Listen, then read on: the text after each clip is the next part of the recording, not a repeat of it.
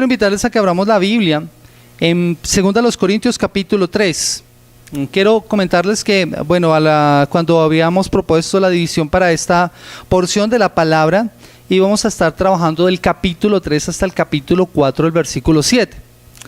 Pero estudiándolo y trabajándolo, la verdad, tuve que decirle al Señor, pues es un pasaje extenso, es un pasaje largo, entonces decidí cortarlo y hacer solamente el capítulo 3, para que no nos vayamos a quedar aquí hasta las 2 de la tarde. Entonces quise solamente hacer el capítulo 3, que son 18 versículos sobre los cuales vamos a estar trabajando, y la próxima semana vamos a tomar el capítulo 4. Es una porción también larga, pero es que queremos abordar pasajes ahora más largos en la carta para no quedarnos todo el año. Pero sí queremos trabajar toda la carta de los Corintios. Y tiene un propósito bien especial. Saben que hemos estado trabajando lo que significa ser una comunidad misional. Ser una comunidad que está enfocada en las misiones, y por eso el lema de este año ha sido echad la red. Ese ha sido nuestro lema. Y trabajando el Nuevo Testamento entendemos lo que significa ser una comunidad que hace misiones, que está en la labor misionera, pero que tiene que ver con la forma en cómo concibe la palabra de Dios. Por eso es importante que miremos la Escritura. Quiero invitarles a que lean por favor conmigo del capítulo 3, el versículo 17 y el versículo 18. Y dice la palabra del Señor así: porque el Señor es el Espíritu, y donde está el Espíritu del Señor, allí hay libertad. Por tanto, nosotros todos, mirando a cara descubierta como en un espejo la gloria del Señor, somos transformados de gloria en gloria en la misma imagen, como por el Espíritu del Señor. Amén. He titulado este sermón ¿Cómo nos transforma el Evangelio?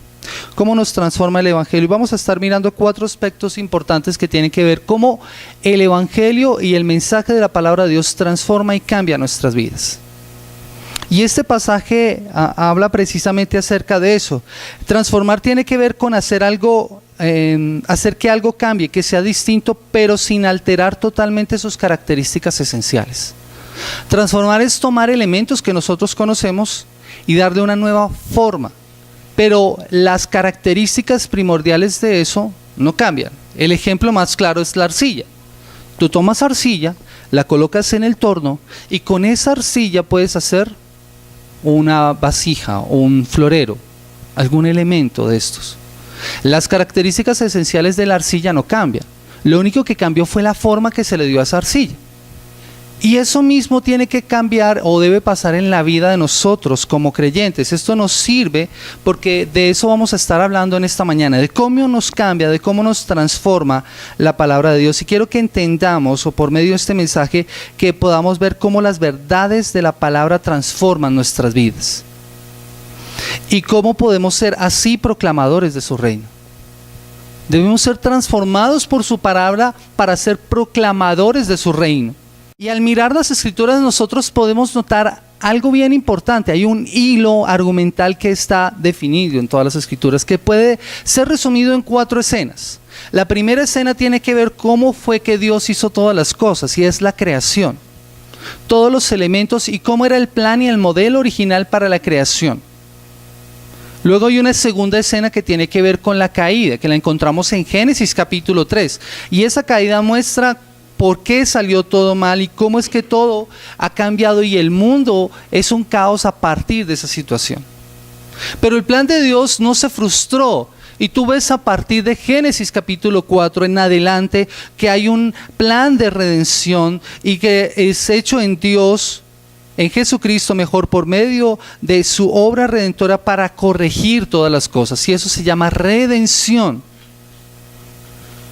Pero eso no va a quedar solamente en eso que hizo Cristo Jesús en la cruz del Calvario, sino que va a culminar con la restauración de todas las cosas. Y ese modelo original que se perdió en Génesis va a ser restaurado, y tú lo encuentras en Apocalipsis cuando ves cielos nuevos y tierra nueva. Todas las cosas son hechas nuevas en Él. Y eso es la restauración de todas las cosas. Son las 4 escenas que uno puede encontrar en la Biblia. La Biblia es un todo coherente y enfoca hacia un punto bien claro. Dentro de eso nosotros vamos a encontrar que nosotros nos encontramos en ese tercer punto, en la redención. Allí está, porque la obra del Señor ya fue para nosotros y nosotros estamos dentro de ese plan. Pero mientras eso pasa y mientras esperamos la restauración de todas las cosas, hay un proceso que se va dando allí en medio, que es la transformación. Y Pablo lo va a explicar aquí en este pasaje. Mirando el versículo 18 dice: por tanto todos nosotros, mirando a cara descubierta como en un espejo la gloria del Señor, somos ¿qué? Transformados de gloria en gloria en la misma imagen como por el Espíritu del Señor. Ese proceso de transformación es lo que está pasando en este momento. Y muchas personas se preguntan, bueno, ¿cómo puede el pecador estar bien con Dios? Y para eso hay dos respuestas. Podría ser por cumplir las ordenanzas de la ley de Dios o sencillamente por depositar la fe en la obra de Cristo. Y Pablo va a aclarar que es por medio de la fe en la obra de Cristo que el pecador va a estar en comunión nuevamente con el Señor. Eso que se perdió en Génesis capítulo 3, el pecador lo recupera cuando mira a Cristo. Esa relación que se rompió se recupera en Cristo. Y ese es precisamente el argumento que va a presentar Pablo en esta carta, a través del cual va a defender su ministerio. Recuerdan que él ha sido atacado por la obra que él ha estado haciendo. Él fue juzgado porque no recibía un pago de los corintios. Él fue juzgado porque además su predicación no era con la excelencia de palabras, sino era muy sencilla. Y él predicaba a Cristo y a este crucificado. Y fue atacado por eso. Y se levantaron una serie de opositores y Pablo va a defender su ministerio mostrando que el Evangelio es el poder transformador de las vidas. Es solamente el Evangelio, solamente el mensaje de ese Cristo crucificado el que puede cambiar una vida, no hay otro. Y eso es lo que les quiere aclarar acá.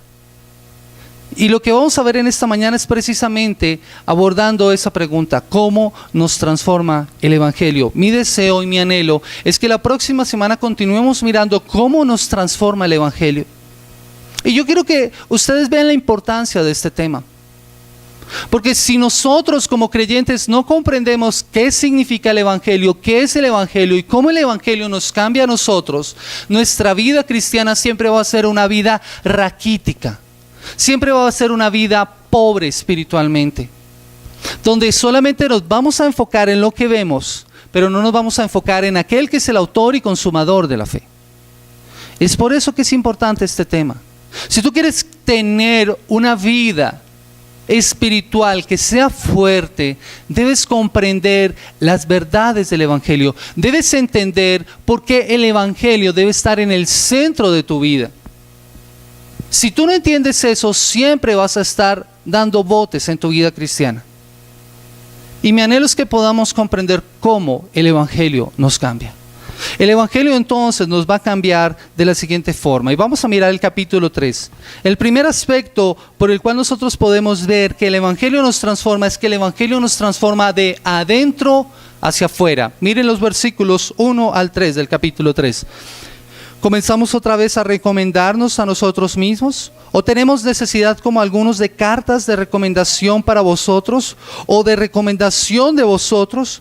Nuestras cartas sois vosotros, escritas en nuestros corazones, conocidas y leídas por todos los hombres, siendo manifiesto que sois carta de Cristo, expedida por nosotros, escrita no con tinta, sino con el Espíritu del Dios vivo, no en tablas de piedra, sino en tablas de carne del corazón. Y Pablo lo que está mostrando es que él primero les hace una aclaración: no necesita cartas de recomendación.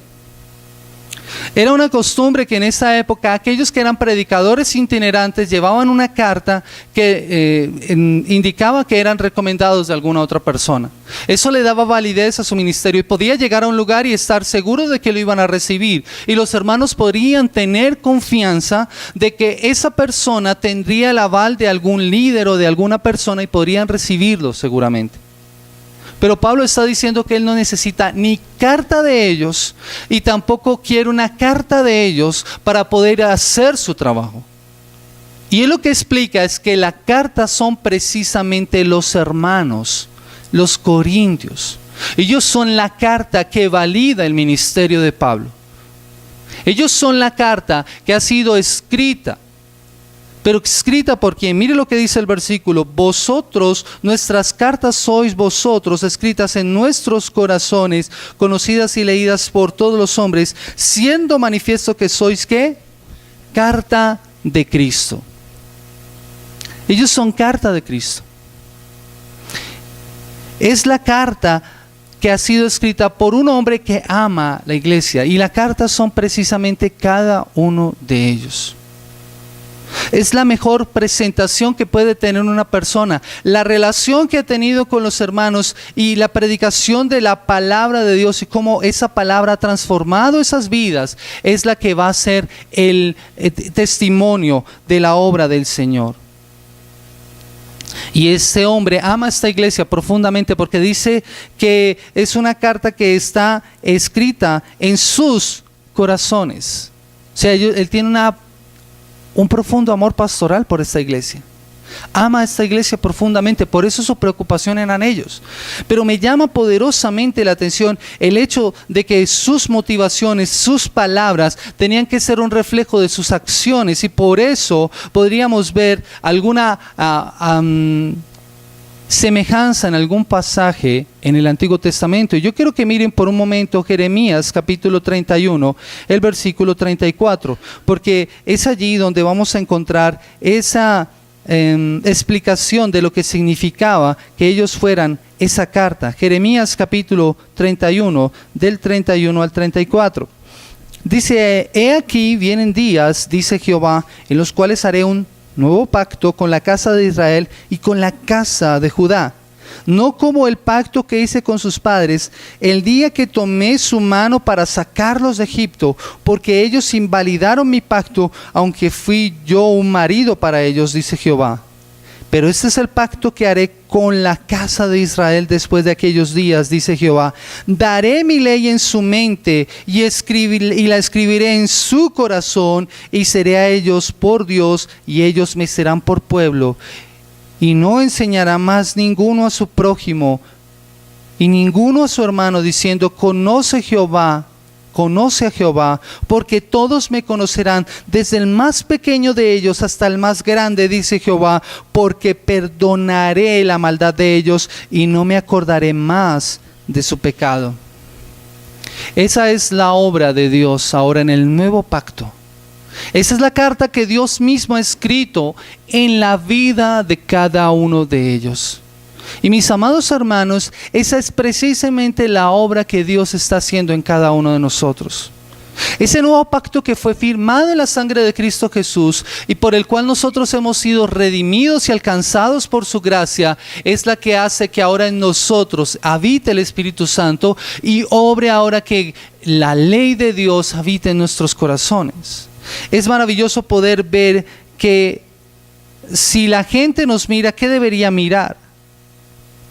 Debería mirar a una persona que ha sido cambiada de adentro hacia afuera, porque ahora tiene la ley de Dios en su corazón. Ellos se esforzaban antes del nuevo pacto por cumplir las órdenes establecidas en la ley. Y vivían haciendo sacrificios, y vivían cumpliendo fiestas, y vivían cumpliendo X o Y mandatos. Pero ahora ellos viven, los que son cristianos, por fe en Cristo Jesús. Y eso hace que su vida sea distinta. Dios mismo grabó en los corazones de los creyentes su ley y obra ese nuevo pacto. Y ese nuevo pacto es el que estamos nosotros viviendo ahora. Ese es el nuevo pacto que ahora nos permite poder compartir lo que vamos a compartir al final de esta celebración. Y es esta cena. Porque en esa sangre que se vertió en la cruz del Calvario, nosotros ahora tenemos una nueva vida. Y el Evangelio nos transforma precisamente por eso. Ahora nuestra vida tiene un nuevo influjo para poder obedecer a Dios. Porque la ley de Dios está en nuestros corazones y en nuestras vidas. Por eso es que ellos podían ser la evidencia del ministerio de Pablo. No porque ellos les haya dicho que era lo que tenía que hacer, sino porque Dios mismo está obrando en sus corazones. Dios mismo está cambiando su manera de pensar. Eso nos recuerda que Dios nos ha dicho esto: les daré un nuevo corazón y pondré un espíritu nuevo dentro de ustedes. Les quitaré ese terco corazón de piedra y les daré un corazón tierno y receptivo. Si notan el contraste, Pablo les ha dicho que ellos son una carta expedida por Cristo, escrita no con tinta, sino por el Espíritu del Dios vivo, no en tablas de piedra, sino en las tablas de carne del corazón. Eso es lo que hace Dios en la vida del creyente, y es la forma en como en el Evangelio nosotros vemos la transformación. El Evangelio me cambia de adentro hacia afuera. Ese es el fuerte contraste que encontramos con la religión, porque la religión me quiere cambiar a mí de afuera hacia adentro. La religión me va a decir a mí cómo yo debo comportarme. Pero en el Evangelio yo me comporto de una forma distinta porque la transformación ha ocurrido de adentro hacia afuera. Es por la obra de Cristo que ahora yo puedo obedecer. Y esa es la transformación que ocurre en nuestro corazón. Ahí empieza a hacer Pablo un contraste entre el antiguo pacto y el nuevo pacto. Y es donde los creyentes pueden evidenciar un cambio en la vida. El Evangelio entonces nos va a transformar de adentro hacia afuera. ¿Y sabes por qué te transforma de adentro hacia afuera? Porque Dios te da un nuevo corazón, una nueva motivación para obedecerle. Ese es el cambio que Dios hace, opera en tu vida porque te transforma por el Espíritu Santo. ¿Y sabes qué hace Dios? Cuando tú crees en Cristo, cuando tú empiezas a caminar con el Señor, el Espíritu de Dios mora en ti. Y eso es lo que te lleva a que tú puedas, por ejemplo, dar fruto. Es porque ahora tú eres templo del Espíritu Santo que puedes obedecer al Señor. Antes no podíamos cumplir la ley. Los mandatos que estaban expuestos en su palabra no los podíamos obedecer, pero ahora los podemos cumplir porque tenemos la ayuda del Señor. Tenemos esa transformación por medio de su poder para vivir la vida que Él quiere que tú y yo vivamos. ¿Y sabes por qué lo podemos hacer? Porque el Espíritu Santo nos está impulsando. Es la obra de Dios a través de su Espíritu que nos transforma. Pero después de que Pablo les ha explicado esto, ahora les va a mostrar cómo se ve un ministro del Evangelio y cómo son ellos colaboradores del Señor. Y eso les lleva a manifestar que está confiado. Miren el versículo 4. Tal confianza tenemos mediante a Cristo para con Dios. ¿Cuál es esa confianza? La obra que Dios ha hecho en su interior. Y eso lo lleva entonces a estar seguro, a estar confiado. Y podemos ver entonces otro aspecto de cómo cambia el Evangelio al creyente. Ya vimos que el Evangelio nos transforma de adentro hacia afuera. Ahora el Evangelio también me va a transformar a través de reconocer mi insuficiencia y mi incapacidad. A través de reconocer mi propia incapacidad. Miren el versículo del 4 al 6. Dice: y tal confianza tenemos mediante a Cristo para con Dios. No que seamos competentes por nosotros mismos para pensar algo como de nosotros mismos, sino que nuestra competencia proviene de Dios, el cual asimismo nos hizo ministros competentes de un nuevo pacto, no de la letra, sino del Espíritu, porque la letra mata, mas el Espíritu vivifica. El Evangelio entonces nos transforma cuando nos ayuda a reconocer nuestra propia incapacidad. Pablo habla aquí de competencia, de capacidad, de sentirse apto. Pero él lo que quiere mostrar es que precisamente en su transformación, él reconoció su propia incapacidad. Si ustedes miran y repasan la vida de Pablo, ven un hombre que fue capacitado, fue a la mejor universidad en ese momento. Educado, dice él, a los pies de Gamaliel, hebreo de hebreos, circuncidado al 8º día, tenía todos los títulos, tenía todas las capacidades. Sin embargo, es un hombre que puede decir esto de sí mismo: mas todo esto lo tengo por basura. Y la palabra ahí es un eufemismo, una palabra muy sencilla para decir estiércol. Esto es lo peor, no me sirve de nada, con tal de ganar a Cristo. Para mí lo más importante es Cristo. Y es un hombre que puede decir estas palabras que nosotros hemos repetido. Para mí el vivir es Cristo. ¿Dónde está su capacidad? ¿Dónde está su suficiencia? En que confía plenamente en el Señor. Es un hombre que ahora ya no depende de sí. Ya es un ministro competente, no porque tenga las capacidades de haber ido a la mejor universidad o haber recibido la mejor educación, no porque tenga todos los recursos económicos, sino porque depende y confía plenamente en el Señor, quien es quien lo capacita, quien es quien lo sostiene. Miren, este es un hombre que ha aprendido una humildad tremenda de parte del Señor. Porque aún en sus peores momentos, en sus momentos de enfermedad, es un hombre que ora al Señor y le dice: quita de mí este aguijón. Y interesante que ese aguijón le ha sido puesta, y él explica, lo vamos a ver más adelante, porque es precisamente en esta carta que lo va a explicar, después de que ha visto cosas maravillosas y revelaciones increíbles de parte del Señor. Él dice de sí mismo, un hombre, no sé si en el espíritu o no sé si en visión, estuvo en el tercer cielo y vio cosas impresionantes, dice él. Pero es un hombre que dice: me ha sido puesto un mensajero de Satanás que me atormente. Y él oró al Señor para que le quitara ese tormento. ¿Y sabe qué le dice el Señor? Bástate mi gracia, porque mi poder se perfecciona en la debilidad. Es un hombre que ha aprendido a depender totalmente del Señor. Y esa es la forma en como el Evangelio me transforma también. Porque cuando yo entiendo que yo no debo depender de mis propias capacidades, sino depender totalmente del Señor, de que Él es soberano sobre mi vida, de que Él tiene el control de cada aspecto que pasa en mi vida, entonces yo estoy en la relación correcta con Él. ¿Saben?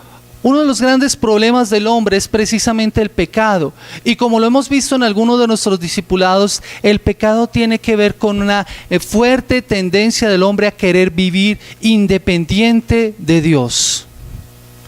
Ese es el gran problema de nosotros como seres humanos. Queremos vivir independientemente de Dios. Queremos tener el control de nuestra vida. Queremos decirle al Señor qué es lo que tiene que hacer. Pero el Evangelio me transforma cuando yo entiendo que Él es el que tiene el control de mi vida, que yo le pertenezco a Él. Y eso es precisamente lo que está diciendo Pablo. Pablo reconoce que su capacidad no es de Él, sino que su competencia proviene de Dios. Y quiero que entiendas esto. Esa es la forma en cómo el Evangelio te transforma. Cuando tú aprendes a depender del Señor. Cuando sueltas aquellas cosas sobre las cuales quieres tener el control en tu vida.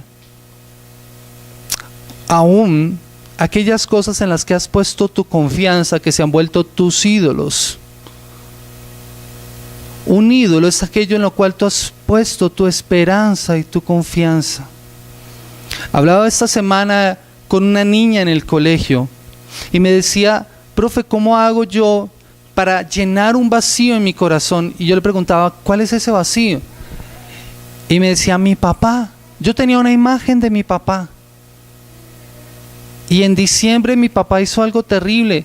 Estaba tomando y me ofreció trago a mí, ofendió la fe. Ella se sintió profundamente frustrada por esto. Y tuve que decirle a ella: mira, habías puesto en tu papá tu mayor esperanza. Él era tu Dios, no el Señor. Y cuando esa imagen se desbarató, tú perdiste aquello en lo cual habías puesto tu confianza. Y ese es el vacío que te ha dejado. Y eso pasa con todos nuestros ídolos. Todas aquellas cosas en las cuales tú y yo ponemos nuestra confianza y que después se desbaratan, nos dejan un profundo vacío. Consecuencia de querer vivir independientemente de Dios. La única forma es que Dios sea el centro de nuestra vida. No te vas a dar cuenta, lo hemos dicho acá en varias ocasiones, no te vas a dar cuenta que Dios es todo lo que tú tienes hasta que te des cuenta que Dios es todo lo que tú necesitas. Esa es una vida que depende totalmente del Señor. Cuando te des cuenta de eso, estarás en la dirección correcta. Y entonces Él va a estar transformándote a ti. No es fácil, no es sencillo. Por eso el apóstol va a mencionar esto en el versículo 6, el cual asimismo nos hizo ministros competentes de un nuevo pacto, no de la letra sino del espíritu, porque la letra mata, mas el espíritu vivifica. Y lo que Pablo quiere decir acá, o lo que Pablo está explicando, algunos han malinterpretado este versículo, porque algunos han malinterpretado y han dicho que es que estudiar algunos temas con respecto a la Biblia hace que tú apagues el espíritu, hace que tú ya no seas tan espiritual, porque la letra mata. Es un error pensar así, o es otro error pensar que debemos ignorar ahora la ley. Claro, como nosotros ahora estamos en la gracia, ya no nos sometemos a la ley. No, mis amados hermanos, la correcta interpretación de lo que Pablo quiere mostrarle aquí a los hermanos es que hay personas que ignoran la ley. Tal vez la cumplen externamente, pero la ignoran internamente. Miren, Jesús es maravilloso porque es precisamente esa es la intención en el Sermón del Monte. Corregir las malas interpretaciones de la ley. Y ustedes van a leer estas palabras: oísteis que fue dicho, mas yo os digo. Oísteis que fue dicho, no jurarás. Oísteis que fue dicho, pero el Maestro Jesús va a hacer la corrección del mandamiento. Porque ellos se habían conformado externamente a cumplir una serie de órdenes, pero internamente, como dice la palabra, su corazón estaba lejos de Dios. La ley tiene un propósito bien especial, mis amados hermanos: mostrarnos nuestra total incapacidad de vivir de acuerdo a los estándares de Dios. La ley nos va a mostrar nuestra condición pecaminosa. Por eso es que la ley nos va a matar, porque te muestra qué es lo que estás haciendo mal. Pero la ley es incapaz de salvarte. Tú no te vas a poder salvar si quieres cumplir los mandamientos. Ese fue el error de los Gálatas. Los Gálatas querían vivir de acuerdo a las ordenanzas de Dios, en el sentido de circuncidarse, por ejemplo, de hacer ritos externos. Muchas personas hoy en día en muchas iglesias viven así, cumpliendo órdenes, cumpliendo mandamientos de hombres, pero viviendo alejados de Dios, porque quieren agradar a Dios con su buena vida, pero su corazón realmente está lejos de Dios. Miren, nosotros necesitamos entender que el Espíritu Santo nos transforma y su evangelio nos va a cambiar para que podamos obedecer la palabra. ¿Y sabe por qué la vamos a obedecer? No la vamos a obedecer perfectamente, pero sí la vamos a obedecer sinceramente. Esa es la acción del Espíritu Santo en nuestra vida. Eso es lo que va a hacer el evangelio en nosotros. El evangelio nos indica que nosotros somos aceptados por Dios para luego obedecer. La religión nos dice, tienes que obedecer para ser aceptado por Dios. Pero lo que nosotros necesitamos entender es que porque hemos sido aceptados podemos obedecer. Esa es la transformación que va a operar en nosotros el evangelio. Nos da a nosotros la capacidad para poder obedecer los mandamientos del Señor, para poder vivir de acuerdo a sus mandamientos, sin ignorarlos, obedeciéndolos sinceramente, entendiendo que no por ellos es que vamos a ser salvos, sino porque hemos sido salvados debemos obedecer. Esa es la forma en cómo nos transforma el evangelio. Pero no solamente el evangelio me transforma cuando me lleva a reconocer mi propia insuficiencia, mi propia incapacidad, cuando me lleva también a reconocer la gloria de nuestra justificación. Versículos 7 al 11. El evangelio nos transforma cuando vemos la gloria de nuestra justificación. Dice, y si el ministerio de muerte grabado con letras en piedra fue con gloria, tanto que los hijos de Israel no pudieron fijar la vista en el rostro de Moisés a causa de la gloria de su rostro, el cual había de perecer, ¿cómo no será más bien con gloria el ministerio del Espíritu? Porque si el ministerio de condenación fue con gloria, mucho más abundará en gloria el ministerio de justificación, porque aun lo que fue glorioso no es glorioso en este respecto en comparación con la gloria más eminente. Porque si lo que perece tuvo gloria, mucho más glorioso será lo que permanece. El Evangelio nos transforma cuando vemos la gloria de nuestra justificación. Y lo que Pablo va a hacer acá es una comparación mucho más directa con respecto a la ley, con respecto a la gracia. Y va a tomar una escena del Antiguo Testamento en Éxodo capítulo 34. Él trae a memoria el momento en que Moisés bajó del monte después de que el pacto había sido renovado. Y dice la palabra del Señor que cuando Moisés bajó del monte con las 2 tablas de la ley que había escrito, su rostro resplandecía. Y dice la palabra del Señor que los israelitas tuvieron miedo de mirar a Moisés. Porque cuando Moisés estuvo en la presencia de Dios, su rostro empezó a resplandecer. Tanto así que tuvo que colocarse un velo. Y lo que va a hacer acá precisamente es mostrarle que esa gloria que fue en ese momento algo estupendo, algo maravilloso, no se compara en nada a la obra maravillosa y poderosa de nuestro Redentor. Esa obra de justificación que Cristo hizo en la cruz del Calvario por ti y por mí. No se compara en nada. El Evangelio te transforma cuando tú entiendes esa verdad. Nada se puede comparar al tesoro maravilloso que tú tienes ahora en el Evangelio.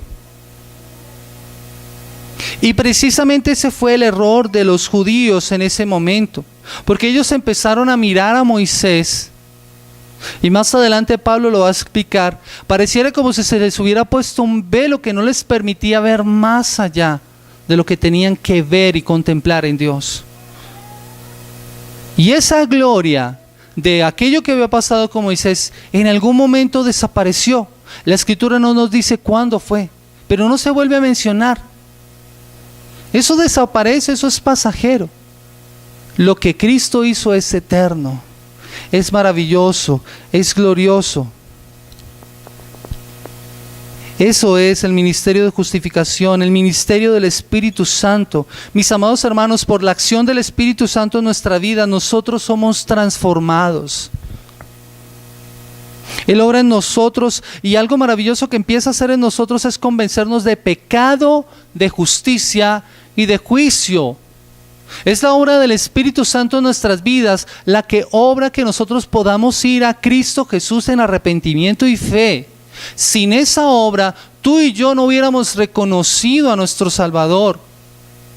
Es por acción del Espíritu Santo que nosotros podemos ir a Cristo y pedir perdón por nuestros pecados. Es esa obra maravillosa que está ocurriendo en nuestras vidas. Sin su acción nosotros no podríamos comprender las verdades del Evangelio y no podríamos ser transformados. Sin esa acción del Espíritu Santo nosotros estaríamos aún en nuestros pecados.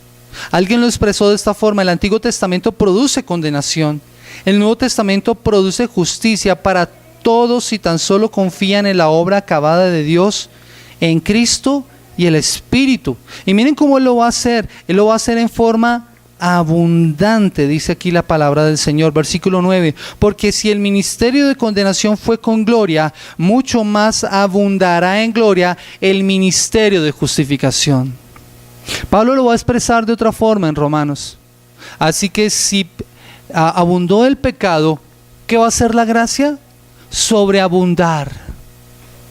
Ahí hay un contraste bien grande. Nada se va a comparar al hecho de lo que Dios ya hizo. Nada se va a comparar a la obra maravillosa de Cristo.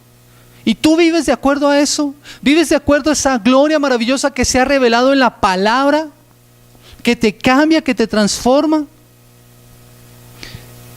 El comentarista William Hendricks se lo dice de esta forma: lo que Pablo tiene en mente es la presencia permanente del Espíritu que empezó en Pentecostés y que durará para siempre.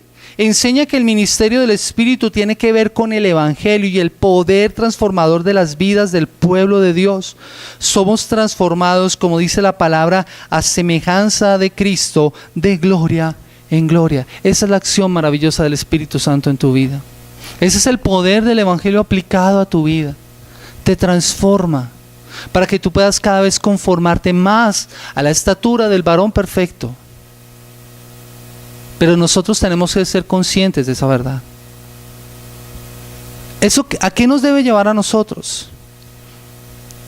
A postrarnos en humilde oración y dar gracias al Señor. Si tú no has vivido eso, si tú no lo has experimentado, es hora de que lo hagas. Es hora de que en humilde oración te postres ante la presencia del Todopoderoso y le digas gracias por tu obra maravillosa en mi vida. Porque sin esa obra yo estaría muerto aún en mis delitos y pecados. Sin esa obra tú estarías perdido. Pero es por esa obra, por la acción del Espíritu Santo, porque el Espíritu Santo ahora mora en ti. ¿Saben? En el Antiguo Testamento el Espíritu Santo no tenía una permanencia. Ustedes van a encontrar y van a leer que el Espíritu Santo iba y venía. El Espíritu Santo no permanecía en nadie. ¿Dónde permanece ahora? En los creyentes, en el Nuevo Testamento. Por eso es que la palabra de Dios nos dice que tú y yo somos templo del Espíritu Santo. O sea, el Espíritu Santo hace morada en nosotros. ¿Entiendes eso? Cuando tú entiendes esa realidad, ¿sabes qué va a pasar? Aún el pecar se vuelve una molestia, porque tú sabes que el Espíritu Santo mora en ti. Ya el pecar no es agradable, porque tú sabes que el Espíritu Santo está en tu vida, está morando en tu corazón. Eso tiene que producir algo en nuestras vidas.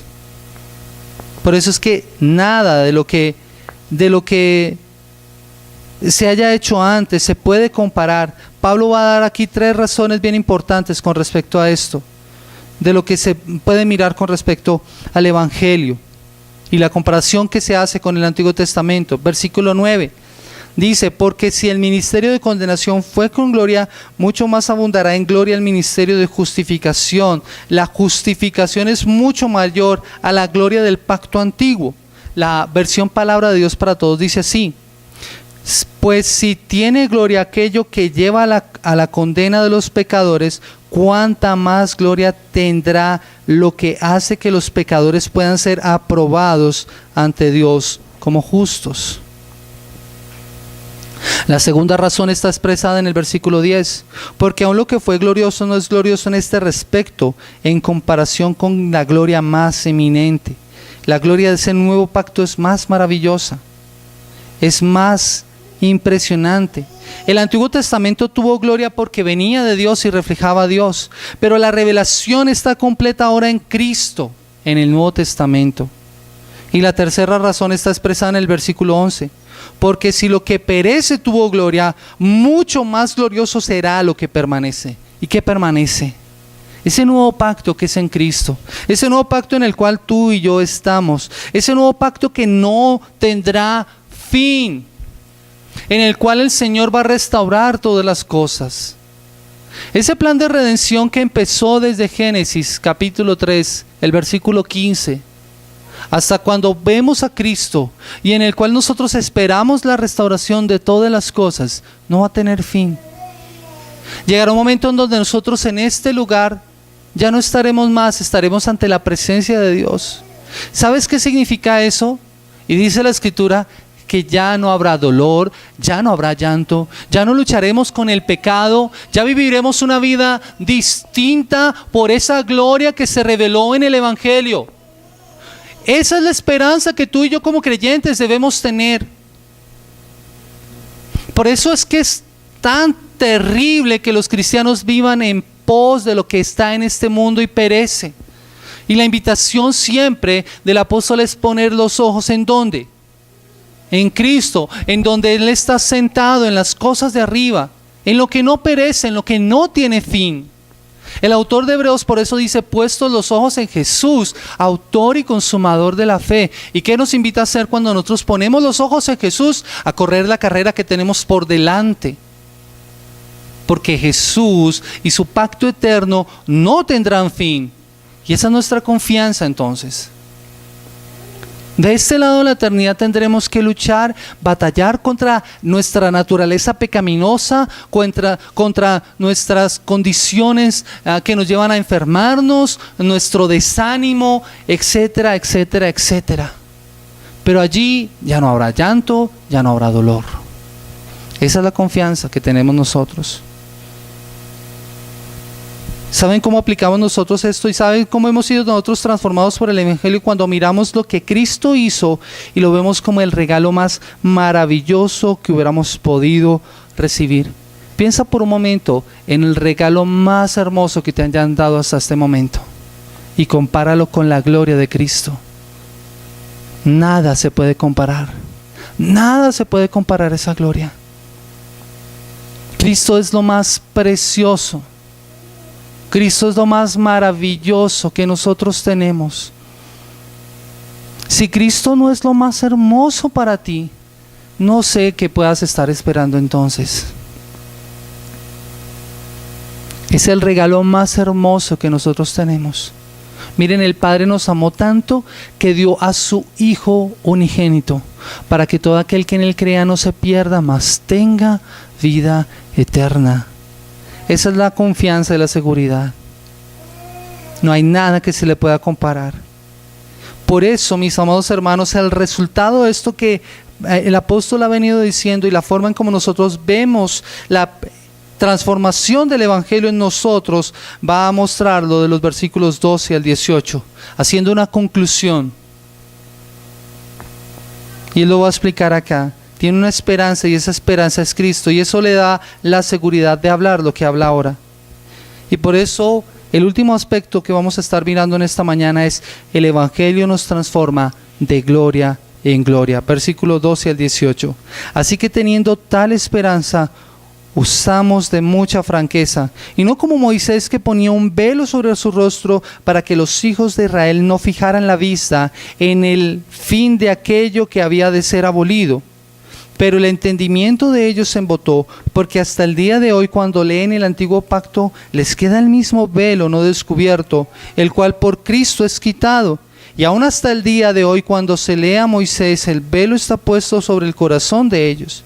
Pero cuando se conviertan al Señor, el velo se quitará. Porque el Señor es el Espíritu, y donde está el Espíritu del Señor, allí hay libertad. Por tanto, nosotros todos, mirando a cara descubierta como en un espejo la gloria del Señor, somos transformados de gloria en gloria en la misma imagen, como por el Espíritu del Señor. El Evangelio nos transforma de gloria en gloria. ¿Cómo podemos ver eso? Pablo está explicando acá lo que ocurrió en ese tiempo cuando Moisés tenía que ponerse un velo para que la gente no se distrajera por el brillo de su rostro al estar en la presencia del Señor. Pero lo que impresiona a Pablo es el hecho de que aún los judíos, cuando leen el Antiguo Testamento, pareciera que tuvieran ese velo puesto, porque no pueden ver más allá. ¿Y saben dónde ocurre la transformación? Lo que dice el versículo 14, dice: les queda el mismo velo no descubierto, el cual por Cristo es quitado. Y aún hasta el día de hoy, cuando leen a Moisés, el velo está puesto sobre el corazón de ellos, pero cuando se conviertan al Señor, el velo se quitará. Eso que fue glorioso para ellos fue velado y no les permitió ver más allá.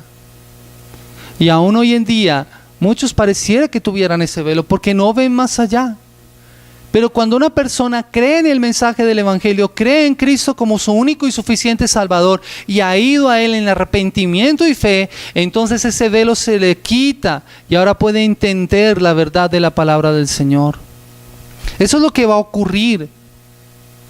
Miren, en el Antiguo Testamento Moisés se acercaba ante la presencia del Señor, pero solamente él podía hacerlo.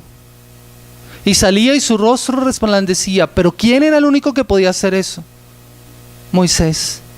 Pero en el nuevo pacto, tú y yo tenemos entrada ante la presencia del Padre por el camino nuevo y eterno, dice el autor de Hebreos. Esa es la entrada que nosotros tenemos. Tenemos entrada ante el trono de la gracia. La gloria y el resplandor de Moisés se acabó un día. Eso es lo que nos muestra el Evangelio. Pero nosotros podemos ver la gloria de Cristo, que es eterna y que nunca se desvanece. El Antiguo Testamento, aquellos que estaban en el Antiguo Testamento no podían ver a Cristo. En el Nuevo podemos ver a Cristo en el Antiguo Testamento. O sea, tú miras el Antiguo Testamento ahora y por Cristo ahora lo puedes entender. La revelación de Dios te permite poder comprender cómo está Cristo en el Antiguo Testamento, porque está presente en todo. Cada sacrificio que ellos presentaban era una representación de esa obra maravillosa que iba a ocurrir en la cruz del Calvario. Cada vez que el sacerdote entraba ante la presencia de Dios, era el mismo Cristo que estaba entrando. Solo que ellos en ese momento no lo pudieron ver así y se quedaron con el rito. Pero ahora nosotros sabemos que Cristo es nuestro sumo sacerdote, uno que se puede compadecer de nosotros porque fue tentado en todo, pero sin pecado. Ese es nuestro sumo sacerdote. Él es nuestro rey. Durante el Antiguo Testamento ellos estuvieron esperando un rey perfecto que los librara de sus enemigos y que consolidara el reino. Ahora nosotros tenemos un rey que ha venido a establecer su reino en la tierra, pero que vence perdiendo. Ese es nuestro rey perfecto. Y así podríamos seguir mostrando ejemplos y ejemplos de cómo Cristo está presente en el Antiguo Testamento. ¿Por qué lo podemos ver ahora nosotros? Porque el velo se nos ha sido quitado, porque tenemos la revelación completa, y esa revelación completa nos permite verlo a Él y ver el plan de Dios en la redención que se va a cumplir en Cristo. Por eso cuando ellos se conviertan, el velo se les va a quitar. Y eso va a pasar con cada vida, cada vez que tú predicas la palabra de Dios. Recuerden que hablábamos acerca de que debe ocurrir una transformación en nosotros. Debemos ser transformados por su palabra. Pero el ser transformados por su palabra debe producir en nosotros el que nosotros seamos proclamadores de su reino. Cuando tú y yo entendemos esa verdad, eso nos lleva indudablemente a hablarle a otros de esa verdad, a predicar el mensaje de la palabra y a mostrar a otros que la transformación que se produce en el Evangelio es algo maravilloso. Y el velo también se quitará sobre ellos. Recordando, mis amados hermanos, que el resultado no depende de nosotros. No esperes convertir a nadie. Tú no puedes. Pero predica el mensaje de la palabra. Habla de Cristo y de este crucificado. Preséntalo a Él, como lo hacía Pablo. Habla de su obra maravillosa en la cruz del Calvario. Habla de su redención. Y el velo se va a quitar. Esa es la verdadera libertad que van a experimentar aquellos que están en el Señor, porque el Señor es el Espíritu, y donde está el Espíritu del Señor, allí hay libertad. ¿Cuál es esa libertad de la que está hablando Pablo? Es una verdadera referencia a lo que hace la Escritura cuando quita el velo. Cuando la dureza del corazón es cambiada, entonces se puede comprender lo que se escribió y por quién se escribió. Esa es la verdadera libertad que el creyente experimenta. Yo no sé a veces qué libertad esperamos experimentar del Señor. Pero cuando nosotros podemos entender la verdad, dice la palabra, que conoceréis la verdad. ¿Y qué va a hacer esa verdad? Nos hará libres. ¿Y por quién va a ocurrir eso? Porque tenemos el Espíritu de Dios en nosotros. Porque la obra de Dios está actuando en nuestras vidas. Allí es cuando nosotros podemos comprender la verdad. El resultado entonces es que podremos mirar a cara descubierta la gloria del Señor, lo que no pudo hacer el pueblo de Israel, y es en esa contemplación de su gloria que seremos transformados a la imagen de Dios.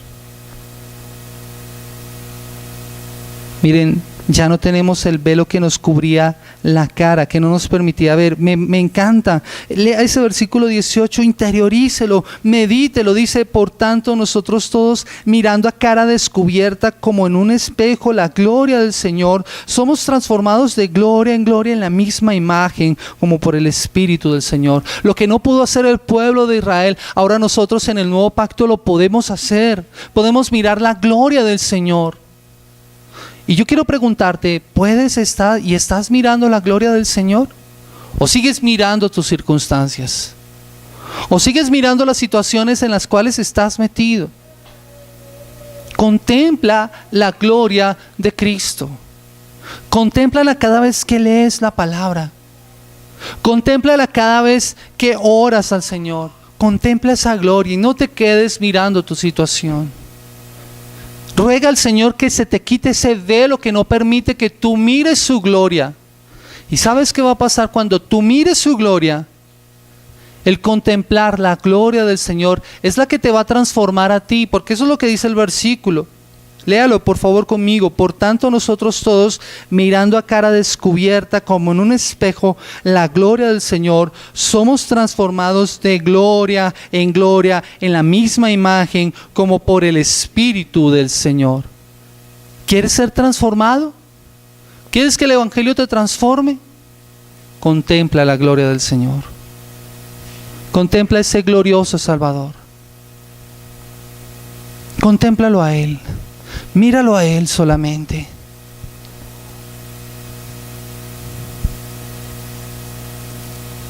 Mis amados hermanos, dice, y con esto quiero finalizar en esta mañana, Matthew Henry finaliza con esta conclusión que impactaba mi vida: no debemos descansar sin conocer el poder transformador del Evangelio. Por la obra del Espíritu que nos lleva a buscar ser como el carácter y la tendencia del glorioso Evangelio de nuestro Señor y Salvador Jesucristo y la unión con Él. Contemplamos a Cristo como el cristal de su palabra y como el reflejo de un espejo hace que brille el rostro, así también brillarán los rostros de los cristianos. Dicho de otra forma, si tú quieres ser transformado, si tú quieres ver la gloria del Señor, contémplala. Yo no sé si usted ha mirado algo que haya cautivado su atención. Somos muy dados a quedarnos contemplando aquellas cosas que cautivan nuestro corazón. Miramos atardeceres, miramos paisajes, miramos pinturas, miramos joyas, miramos la belleza en distintas cosas, pero nada de eso transforma, nada de eso te cambia. Solamente cuando tú contemplas a Cristo vas a ser transformado. Recordaba, y ya con esto quiero finalizar, una ilustración que escuchábamos en este año cuando se hacía el encuentro de mujeres en la iglesia en Santa Lucía. A veces somos como aquellas personas que vamos a la playa y estamos viendo o estamos sentados ahí en la playa, lo más hermoso, pero llevamos un espejo. Y en vez de estar mirando ese bello paisaje del océano y mirando tal vez el atardecer allí, el sol caer, nos quedamos mirándonos nosotros mismos con un espejo. Mis amados hermanos, a veces nos pasa eso también con Cristo. Y por eso no somos transformados. Contémplalo a Él. Contémplalo a Él. Quiero invitarte a que en esta mañana ores al Señor conmigo y le ruegues al Señor, conforme a lo que dice este versículo: Señor, ayúdame a mirarte a ti a cara descubierta, a contemplar tu gloria. Ayúdame a ser transformados de gloria en la misma imagen, como por el Espíritu del Señor. Padre, yo te doy gracias en esta mañana por la oportunidad que tú nos das de estar reunidos en este lugar.